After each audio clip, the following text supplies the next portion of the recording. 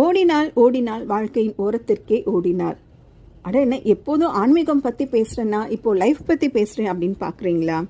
ஆக்சுவலாக ஆன்மீகமும் சரி வாழ்க்கையும் சரி ரெண்டுமே வேற வேற இல்லை, ரெண்டுமே ஒன்று தான்.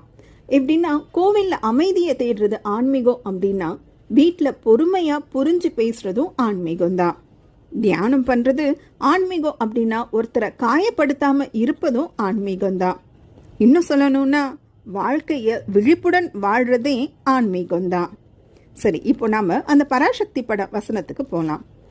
ஓடினாள் ஓடினாள் வாழ்க்கையின் ஓரத்திற்கே ஓடினாள். ஜெனரலாக இந்த மாதிரி ஒரு கஷ்டம் வந்ததுன்னா எல்லாம் என்ன பண்ணுவாங்க? இந்த கவலைகள், பிரச்சனைகள், மனச்சோர்வு, துரோகம் இதெல்லாம் நமக்கு திரும்ப திரும்ப நடக்கிறப்போ நம்ம எப்படி ஃபீல் பண்ணுவோம்? நான் மட்டும்தான் அப்படின்ற ஒரு தனிமை உணர்வுக்கு போயிடுவோம். அந்த மாதிரி ஆனவங்க கூட்டத்தில் இருந்தும் தனியால் ஃபீல் பண்ணுவாங்க. அப்புறம் கொஞ்சம் கொஞ்சமாக தன்னைத்தானே தனிமைப்படுத்திக்கிட்டு அமைதியாக ஆகிடுவாங்க.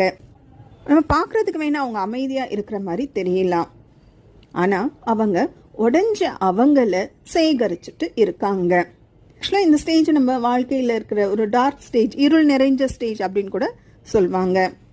ஆனால் இந்த இருளில் தான் உண்மையான பலம் உண்டாகும். கருவறையும் இருள் தான். ஆக்சுவலாக ஆன்மீகத்தில் இதை அவேக்னிங் ஸ்டேஜ் அப்படின்னு கூட சொல்லலாம். ஆனால் கொஞ்ச நாள்லேயே அவங்க அந்த இருளிலிருந்து மறுபடியும் வெளியில் வருவாங்க.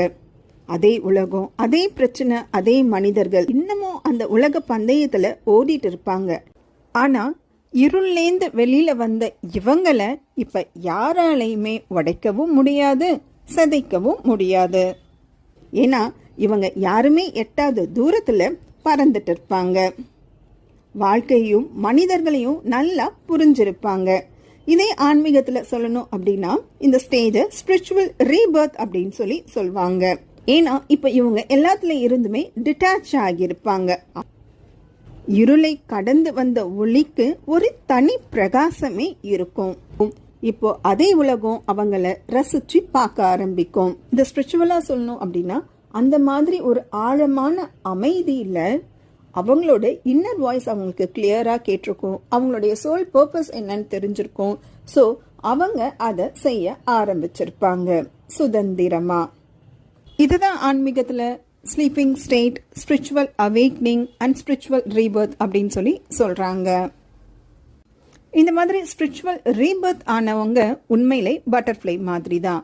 ஏன்னா அதே உயிர், ஆனா இப்போ புதிய உணர்வுடன்.